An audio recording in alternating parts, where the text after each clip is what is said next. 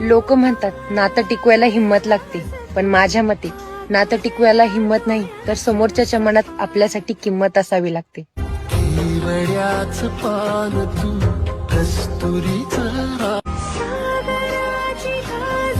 लोक म्हणतात नातं टिकवायला हिंमत लागते, पण माझ्या मते नातं टिकवायला हिंमत नाही तर समोरच्याच्या मनात आपल्यासाठी किंमत असावी लागते. केवड्याच पान तू कस्तुरीचा